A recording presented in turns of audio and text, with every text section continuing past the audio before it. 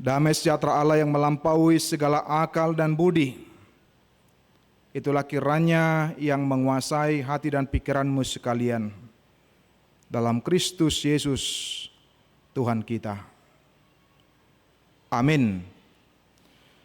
Saudara-saudari, Bapak Ibu jemaat yang terkasih dalam Tuhan Yesus Kristus, firman Tuhan yang menyapa kita pada minggu ini terambil dari Yesaya pasal 56 ayat 1 sampai dengan ayat 8 dengan topik taati hukum dan tegakkan keadilan, radoti uhum ulahon hati goran.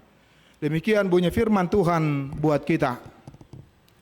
Beginilah firman Tuhan, taatilah hukum dan tegakkanlah keadilan, sebab sebentar lagi akan datang keselamatan yang daripadaku, dan keadilanku akan dinyatakan. Berbahagialah orang yang melakukannya, dan anak manusia yang berpegang kepadanya, yang memelihara hari Sabat dan tidak menajiskannya, dan yang menahan diri dari setiap perbuatan jahat. Janganlah orang asing yang menggabungkan diri kepada Tuhan berkata, sudah tentu Tuhan hendak memisahkan aku daripada umatnya. Dan janganlah orang kebiri berkata, sesungguhnya aku ini pohon yang kering. Sebab beginilah firman Tuhan kepada orang-orang kebiri yang memelihara hari-hari Sabatku, dan yang memilih apa yang kukendaki, dan yang berpegang kepada perjanjianku. Kepada mereka akan kuberikan dalam rumahku dan di lingkungan tembok-tembok kediamanku suatu tanda peringatan dan nama. Itu lebih baik daripada anak-anak lelaki dan perempuan. Suatu nama abadi yang tidak akan lenyap akan kuberikan kepada mereka. Dan orang-orang asing yang menggabungkan diri kepada Tuhan untuk melayani Dia, untuk mengasihi nama Tuhan dan untuk menjadi hamba-hambanya. Semuanya yang memelihara hari Sabat dan tidak menajiskannya, dan yang berpegang kepada perjanjianku. Mereka akan kubawa ke gunungku yang kudus, dan akan kuberi kesukaan di rumah doaku. Aku akan berkenan kepada korban-korban bakaran dan korban-korban sembelian mereka yang dipersembahkan di atas mezbahku, sebab rumahku akan disebut rumah doa bagi segala bangsa. Demikianlah firman Tuhan Allah yang menghimpun orang-orang Israel yang terbuang. Aku akan menghimpunkan orang kepadanya lagi sebagai tambahan kepada orang-orang yang telah terhimpun. Demikian bunyi firman Tuhan buat kita semuanya. Merdeka. Kayaknya suaranya kurang kencang, masih ada yang belum merdeka rupanya ini. Ya. Merdeka. Nah, itu baru namanya. Di kemerdekaan yang kedua kelihatan sekali suasana yang sudah merdeka.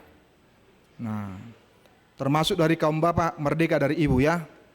Iya. Tekanan dari istri juga. Puji Tuhan. Kalau semuanya orang sudah merdeka di sini. Pertama kami sampaikan selamat datang buat paduan suara Talitakum Mix Choir yang boleh bersama-sama bergabung dengan kita. Dan saya kurang tahu apakah Talitakum ini dari berbagai gereja juga, suku juga, wah, bangsa juga. Yang pasti bahasa Indonesia ya, bangsa Indonesia ya. Dan dari usia saya lihat. Nah, ini sangat relevan sekali khotbah pada hari ini dengan keanekaragaman. Saya lihat ada yang paling muda. Seperti itu ya. Ya, masih pemuda?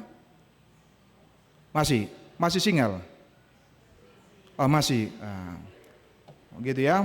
Nah, ada pemudi orang Batak banyak di sini dan baik-baik semuanya. Mana tahu nanti kan begitu kan?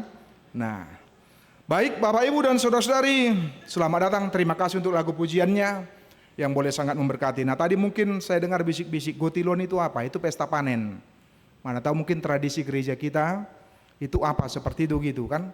Nah supaya nggak nanti sampai di rumah juga teringat-teringat itu apa Gotilon itu. Kok Pak Pendeta tidak jelaskan kepada kami? Itu pesta panen ya, yang dilakukan dalam sekali setahun dan juga itu berangkat dari tradisi Alkitab juga. Ya, dengan menyebutnya dalam bahasa Indonesia pesta panen. Bapak Ibu jemaat yang terkasih dalam Tuhan Yesus Kristus, sebuah pengalaman yang sangat menyakitkan tentu bisa menjadi sebuah pembelajaran yang sangat berarti dalam kehidupan kita. Termasuk tidak terlepas juga di dalamnya adalah pengalaman umat tersebut. Begitu mereka keluar dari pembuangan, Allah menginginkan tidak hanya sebuah kebebasan, tetapi juga sebuah kebebasan dalam alam pikiran mereka. Sehingga tidak menginginkan sifat dan perilaku yang menindas, perilaku yang bertindak berbuat sewenang-wenang, berbuat sesuka hati. Itu yang kita temukan ketika berbicara tentang Yesaya pasal 56, adalah situasi dan kondisi ketika mereka sudah dibebaskan, mereka sudah dimerdekakan. Maka ketika sudah dimerdekakan, lihatlah pengalaman masa lalu ketika mereka dibuang, ketika mereka ditindas. Tidak ada berbicara hukum di situ. Yang ada adalah yang kuat, maka itu yang berkuasa dan menjadi penentu. Tapi ketika sudah dimerdekakan, jangan lagi berpikir tentang yang kuat, maka itu yang bertindak sewenang-wenang. Tetapi menghargai hukum, menghargai sesama, dan kemudian menghargai sesama sebagai orang yang sama di mata hukum tanpa membedakan latar belakangnya, sukunya, agamanya, dan kemudian ekonominya juga.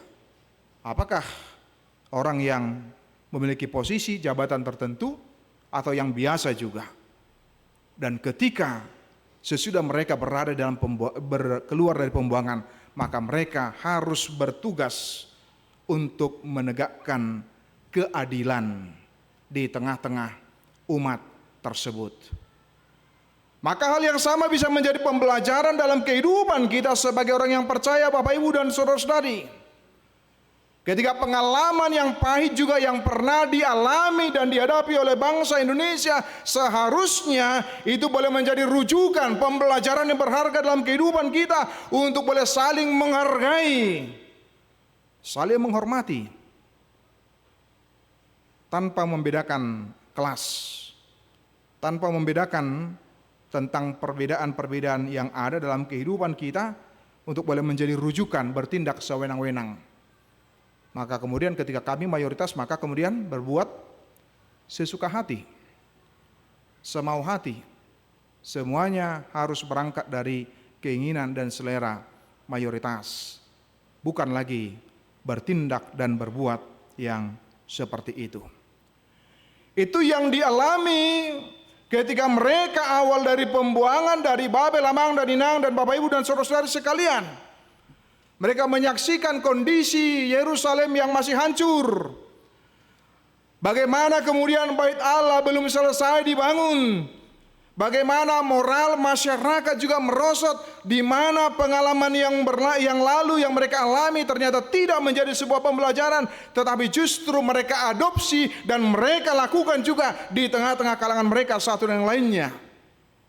Sehingga Yesaya menegur mereka, mengingatkan mereka, dan di tengah-tengah ekonomi yang sulit, jangan buat kondisi yang sulit, situasi yang sulit sebagai jalan untuk mempersulit sesamamu. Jangan buat situasi dan kondisi yang sulit seperti itu membuat kita boleh melanggar rambu-rambu yang ditetapkan oleh Tuhan, dan kemudian membuat kita boleh bertindak sewenang-wenang, boleh bertindak sesuka hati, semau hati terhadap satu yang lainnya. Oh, tidak boleh. Karena apa? Karena sudah dibebaskan oleh Tuhan, maka kemudian terpanggil untuk boleh menjadi pembebas pula. Dan ini juga kepada kita orang yang percaya, Bapak Ibu Saudara-saudari. Penjajahan terhebat bukanlah penjajahan atas bangsa. Kita menemukan di manakah kekuasaan bangsa terhadap bangsa yang lain ternyata bisa juga takluk dan kalah, bisa merdeka juga. Tetapi penjajahan terhebat dan terluar biasa adalah penjajahan atas dosa. Dan kita sudah dibebaskan dari perhambaan itu oleh Kristus, dan kemudian bagaimana kita boleh terpanggil juga untuk apa? Bukan menjadi penindas, tapi sebaliknya untuk boleh menjadi pembebas terhadap sesama kita. Maka ini menjadi panggilan dalam kehidupan kita. Mungkin bagi kita Bapak Ibu yang ada ART di rumah, bagaimana kita boleh memperlakukan mereka dengan baik. Tidak menganggap levelnya, oh saya kan Tuhan, maka kemudian kamu budak. Kamu kan yang saya gaji, maka saya bebas melakukan apa terhadap kamu sesuka hati. Atau mungkin antara atasan kepada bawahan. Bukan model yang seperti itu yang diinginkan oleh Tuhan setelah kita dibebaskan oleh Kristus. Tetapi terus dan menerus boleh menjadi pembebas terhadap sesama kita, Bapak Ibu dan saudara-saudara. Maka jangan sampai perlakuan diskriminatif datang dari orang yang percaya terhadap sesamanya. Atau mungkin mengadukan oleh karena perilaku kita, perbuatan kita, tindakan kita yang sewenang-wenang terhadap orang yang lebih lemah, orang yang lebih kecil, Bapak Ibu dan saudari. Tapi bagaimana sebaliknya? Orang yang percaya terpanggil untuk menciptakan kehangatan, kepedulian, cinta kasih yang mereka rasakan, dan kemudian mereka bisa merasakan ada situasi kondisi yang berbeda dengan perhatian dan cinta kasih. Maka kemudian bagaimana kita mencoba berjuang untuk boleh mempraktekkan kasih itu dan menjadikan gereja menjadi laboratorium untuk mempraktekkan kasih, menciptakan persekutuan yang sejati dan bukan menciptakan kasta, bukan menciptakan level, bukan menciptakan kemudian dengan kelompok-kelompok seperti pengalaman jemaat di Korintus, dan kemudian akhirnya menganggap kelompoknya yang lebih hebat, pada level yang lebih tinggi, yang lebih super daripada kelompok yang lainnya, dan yang lain dianggap menjadi pada level yang lebih rendah. Bukan model dan yang seperti itu. Tapi justru kita boleh bersama menjadi satu di dalam Kristus di tengah-tengah berbagai perbedaan yang ada. Kemarin kami diskusi ada dengan seorang bapak. Kemudian dia berkata kepada saya, "Pak Pendeta, agak repot sekarang di gereja kami," katanya. "Oh ya, kenapa?" "Kenapa?" saya bilang. Dia bercerita, curhat kepada saya. Ada 1-2 orang yang suka mengatur. Kemudian saya katakan, wah ini biasanya oleh karena diberikan panggung. Nah, setelah diberikan panggung, maka kemudian dia merasa bukan jemaat biasa tetapi VIP. Kan begitu. Nah, ada di sini jemaat VIP? Tidak ada ya? Bah, sodong mengalusi. Tidak ada jemaat VIP. Dan jangan pernah mau Bapak Ibu. Dan kemudian ternyata Bapak itu menyampaikan kepada saya, betul Pak Pendeta, teman Bapak yang lalu itu memberikan panggung kepada yang 1-2 ini, maka kemudian ini menjadi penentu semuanya. Apapun dilabrak jadinya, apapun diterobos jadinya, nggak peduli, aturannya bukan seperti itu, nggak mau tahu katanya. Sehingga ketika dicoba diperbaiki oleh yang baru yang datang, wah ini akan jadi persoalan, akan jadi masalah. Saya katakan ternyata benar. Kalau sudah diberikan tempat, diberikan panggung untuk VIP, maka itu menjadi sumber persoalan dan malapetaka jadinya. Tidak lagi menciptakan persekutuan yang sejati karena menganggap dirinya, bahkan mungkin tidak hanya VIP, mungkin bisa jadi super VIP yang pada posisi yang merasa lebih, bahkan mungkin merasa lebih daripada pendetanya itu pula sendiri. Nah, ini menjadi persoalan ketika di tengah-tengah dalam kehidupan gereja dituntut bukan yang model yang seperti itu. Tetapi hendak mau disampaikan kepada kita sama seperti dalam epistel pembacaan Galatia tadi Bapak Ibu dan saudari. Kita diingatkan baik Yahudi atau Yunani pada waktu itu, merdeka atau budak, pria atau wanita, semuanya sama di hadapan Kristus dan tidak ada pada level dan posisi yang lebih tinggi sehingga bebas dan mau melakukan apa saja terhadap orang-orang yang berada di bawah pada posisinya. Maka ini yang diingatkan pembelajaran yang berharga dari orang-orang Israel pada waktu itu terhadap orang merdeka atau budak, demikian juga orang asing. Jangan sampai dalam ayat 56 pasal 56 tadi ayat 3 dan 4 disebutkan, janganlah orang asing yang menggabungkan diri kepada Tuhan berkata, sudah tentu Tuhan hendak memisahkan aku daripada umatnya. Dan janganlah orang kebiri berkata, sesungguhnya aku ini pohon yang kering. Sebab beginilah firman Tuhan kepada orang-orang kebiri yang memelihara hari-hari sabatku dan yang memilih apa yang ku kehendaki dan yang berpegang kepada perjanjianku. Maka Tuhan mengingatkan tidak ada yang eksklusif. Tetapi justru bagaimana kita semuanya boleh bersatu hati, bagaimana kita semuanya di tengah berbagai perbedaan tadi tujuannya adalah untuk merangkul. Bagaimana tujuannya adalah untuk menopang, untuk saling mendukung. Nah, ketika kalaupun ada nanti pertandingan apa tadi yang disampaikan oleh ketua, nah antar sektor Bapak Ibu tujuannya hanya sekedar untuk memarakkan ya. Nah, bukan untuk tujuan untuk menciptakan menjadi eksklusif, maka kemudian harus kami menjadi pemenang. Nah, kalau orang yang sana menang, maka kemudian dia akan katakan curang jurinya, kan begitu. Itu paling mudah. Nah, paling mudah tidak mengakui kelebihan daripada orang lain, paling gampang. Dalam paduan suara sering seperti juga ya Bapak Ibu ya dalam pertandingan. Betul? Nah, saya kurang tahu apakah kita pernah ketika orang lain yang menang maka kemudian kita datang kemudian menjabat kemudian mengatakan selamat, atau sudah ada langsung di dalamnya ada provokator, curang itu jurinya. Mana lihatlah. Kayaknya agak sedikit pils sebetulnya mereka karena bulat lagi. Padahal kelompoknya sebetulnya pils kan begitu. Suaranya tidak pas seperti itu. Tapi menjadi sesuatu yang tidak mengenakan karena tidak mengakui di dalamnya. Tetapi bagaimana di dari tengah-tengah persekutuan kita bukan yang seperti itu melalui khotbah pada hari ini. Tetapi justru bagaimana kita boleh menjadikan gereja ibarat seperti laboratorium untuk mempraktekkan kasih kita, perhatian kita terhadap sesama dan menciptakan persekutuan yang sejati mulai dari anak-anak sampai dengan kepada lansia Bapak Ibu. Maka bagaimana kita juga membuka pintu bagi orang-orang dengan masa lalu yang kelam, korban stigma sosial atau mereka yang merasa terbuang agar menemukan pemulihan di dalam komunitas iman, yaitu di dalam komunitas orang yang percaya. Jangan pula sebaliknya, sudah tahu kondisi dan situasi orang tertentu itu malah jadi sebaliknya, malah tertekan dengan berbagai stigma, berbagai hujatan, berbagai makian. Nah, jangan pula karena tidak seragam, karena besok hari merdeka, maka kemudian karena di sini saya lihat hanya sedikit yang pakai merah putih ya. Nah, jangan maka kemudian yang tidak merah putih menjadi diejek. Wah, itu tidak Indonesia, katanya bulat lagi. Tidak.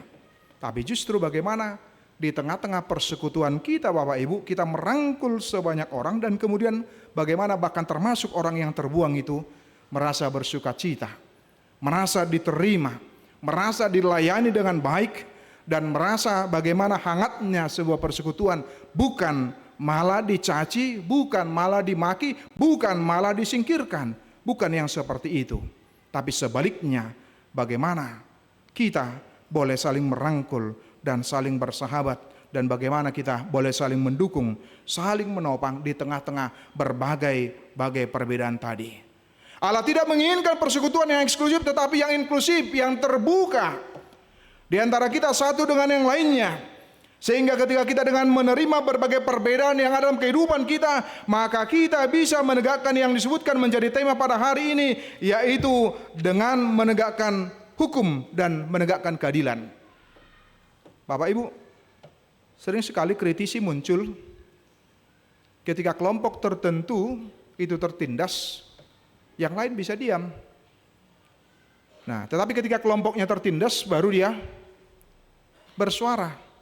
Padahal lupa pengalaman dari teman yang di sana bisa juga menjadi pengalaman kita juga. Bukankah seperti itu ketika teman-teman kita Ahmadiyah tidak bebas beribadah, kita Kristennya, itu bukan urusan saya. Nggak ada persoalan, itu dia. Itu masalahnya, kan begitu, kelompoknya, komunitasnya. Tapi ketika baru kitanya, baru kemudian berteriak dengan keras, berteriak dengan hebat. Kemudian kita mengatakan ketidakadilan, kita mengatakan ketidakbenaran, kita mengatakan di mana hukum dan sebagainya. Maka kemudian bagaimana kita di tengah-tengah kehidupan kita untuk boleh konsisten dan setia terus dan merangkul semuanya tanpa membatasi sukunya, bahkan agama juga, bahkan kelompoknya, komunitasnya. Tapi kita bisa menjadi sahabat bagi semuanya tanpa terkecuali. Dan bagaimana kita boleh saling mendukung dan saling menopang di dalamnya. Dan bagaimana ketika disebutkan tadi oleh firman Tuhan, sebab rumahku akan disebut rumah doa bagi segala bangsa. Bagaimana kita boleh bersama-sama datang kepada Tuhan di dalam kehidupan kita, bukan hanya kita saja tetapi semuanya, untuk boleh membuka diri, untuk boleh menghargai toleransi perbedaan yang ada di dalam kehidupan kita satu dengan yang lainnya. Ketika rumahku akan disebut rumah doa bagi segala bangsa, bagaimana kita boleh menghadirkan kasih Kristus itu kepada semuanya tanpa terkecuali. Saya jadi teringat ketika 2 minggu yang lalu, ketika peresmian di HKBP Wonogiri, Pospel Wonogiri menjadi Huria Gok dan MBO. Di awal kami merancang, saya katakan, jangan bangun gereja yang megah dan wah, yang bisa membuat orang lain menjadi silau dan kemudian iri hati. Tapi yang kita bangun adalah sebuah gereja yang kecil, sederhana, dan kemudian orang merasa nyaman dengan itu, merasa senang, bahkan kemudian akhirnya bisa juga bersama dengan kita ketika ada situasi kondisi tertentu dan bersama dengan kita. Seperti itu Pak Pendeta, iya. Karena kita sudah boleh belajar ketika membangun yang wah, yang hebat dan luar biasa, justru itu yang membuat orang menjadi silau, iri hati, dan banyak lagi. Bagaimana kita boleh membangun itu dan bagaimana itu bisa menjadi rumah doa kalau orang sudah lebih dahulu ada perasaan iri hati di dalamnya. Kalau orang sudah melihat dulu dalam proses kemegahan itu, maka kemudian yang adalah bukan kebersamaan, mereka akan menganggap itu adalah eksklusif, itu adalah kelompok tertentu. Dan bagaimana di tengah-tengah kehidupan orang yang percaya itu menjadikan rumah kita juga menjadi rumah doa bagi segala bangsa. Saya teringat ada sebuah pertemuan antar lintas agama. Kalau nggak salah saya mengingat itu di New York yang pernah terjadi. Dalam pertemuan itu ketika dapat jam sholat, kemudian pendetanya mengatakan, Bapak Ibu yang Muslim silakan sholat di gereja kami. Dan mereka melakukan sholat di situ. Arahnya kemana nanti bisa dilihat. Kemana? Silakan dipakai rumah ibadah kami kalau di sini tidak ada tempatnya, katanya. Menjadi rumah doa. Saya teringat jadinya menjadi rumah doa bagi segala bangsa tanpa terkecuali di dalamnya. Dan saya teringat ketika Natal bersama kami, Natal Bhinneka, ketika melayani di Surabaya, ada yang mengundang saya mengatakan, Pak Pendeta kita ada Natal Bhinneka, katanya. Oh ya, apa itu? Ini menarik dia. Nah kemudian kami berkumpul bersama, rupanya sudah ada teman-teman kita, ada Konghucu, ada Buddha, ada Hindu, dan ada Muslim. Pak Pendeta tahu ketuanya adalah dari teman kita, saudara kita yang Muslim, katanya. Oh ya, saya bilang. Nah kemudian bendaharanya dari Konghucu, ininya dari ini, kecuali seksi kerohaniannya sudah pasti. Ya. Kalau mereka yang membuat nanti jadi bingung kita nanti, kan begitu kan? Ketika dimulai tulisan alif ba, ini sudah susah kan begitu kan? Apa ini kan begitu? Nah, tetapi kita bisa menemukan di dalamnya dengan persaudaraan yang begitu erat, begitu hebat, dan kami merasakan ada suasana walaupun berbeda dalam perayaan Natal Bhinneka itu. Ada suasana yang berbeda. yang kami rasakan sangat dekat sekali, walau dari latar belakang yang berbeda-beda. Dan bagaimana juga kita di tengah-tengah kehidupan kita boleh bersama-sama Bapak Ibu dan saudara-saudari menjadi rumah doa bagi segala bangsa. Mendoakan bangsa dan negara kita dalam kondisi yang berat dan sulit, dan bagaimana kita juga boleh bersama-sama bergandengan tangan di dalamnya. Merdeka! Amin, kita berdoa. Kami bersyukur kepadamu ya Tuhan, untuk kasih-Mu, untuk kemurahan-Mu atas kami, umat-Mu pada saat ini. Kami dari latar belakang yang berbeda-beda Tuhan persatukan untuk boleh merayakan sebuah kebersamaan juga dalam sebuah persekutuan melalui ibadah kami pada saat ini ya Tuhan. Bapa di dalam surga, terima kasih untuk firman-Mu. Engkau mengingatkan kami panggilan tugas kami Tuhan untuk menegakkan keadilan dan hukum di tengah-tengah negara kami.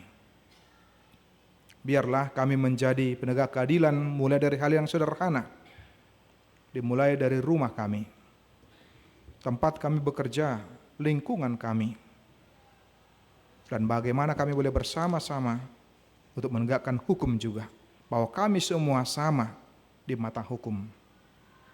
Maka mampukan dan kuatkan kami, ya Tuhan, untuk boleh menghidupinya. Bapa di dalam surga, terima kasih untuk kehadiran saudara-saudara kami dari Paduan Suara Talitakum Mixed Choir pada hari ini, untuk boleh bersama bersekutu dengan kami. Terima kasih ya Tuhan, berkati Paduan Suara ini, agar senantiasa boleh Tuhan pakai untuk kedepannya juga, untuk memuliakan nama Tuhan di hari-hari yang berikutnya Tuhan. Kami juga berdoa Tuhan untuk buat jemaat-Mu yang boleh bersukacita dengan ulang tahun usia dan ulang tahun pernikahan. Terima kasih untuk setiap kebaikan-Mu. Biarlah setiap pribadi lepas pribadi dan keluarga lepas keluarga boleh bersukacita oleh karena pemeliharaan Tuhan dalam kehidupan mereka, dalam kebersamaan di tengah-tengah keluarga. Kami juga berdoa Tuhan buat jemaat-Mu yang masih bergumul dengan sakit penyakit. Ya Tuhan, biarlah Engkau menguatkan mereka untuk boleh senantiasa setia mengingat Engkau di tengah-tengah keterbatasan, di tengah-tengah perjuangan atas sakit penyakit yang mereka derita, sehingga mereka boleh tetap kokoh dan kuat di dalam Engkau. Tuhan, kami juga mau berdoa buat bangsa dan negara kami. Di hari esok, kami boleh mengingat sebuah sejarah yang berharga. 81 tahun negara kami boleh merdeka. Meski kami tahu masih banyak pekerjaan rumah Tuhan, di mana kemiskinan masih banyak ya Tuhan, di mana pengangguran juga, dan banyak lagi persoalan-persoalan yang terjadi di tengah-tengah negara kami ya Tuhan, yang tak kunjung tuntas. Biarlah Engkau yang bekerja atas pemimpin kami, sehingga mereka dihinggapi roh Tuhan menjadi pemimpin yang takut akan Engkau, sehingga mereka boleh bersungguh-sungguh menjalankan tugas, tanggung jawab mereka dengan baik sebagai pemimpin di tengah-tengah negara kami, mulai dari yang terendah hingga yang tertinggi. Terima kasih ya Tuhan, biarlah kami semua anak-anak-Mu menjadi bagian orang yang Tuhan panggil berkontribusi walau sekecil apapun dalam mengisi kemerdekaan negara kami. Dalam nama Yesus kami berdoa. Amin. Kita bernyanyi sambil mengumpulkan persembahan, memberikan terbaik kepada Tuhan dengan maju ke depan.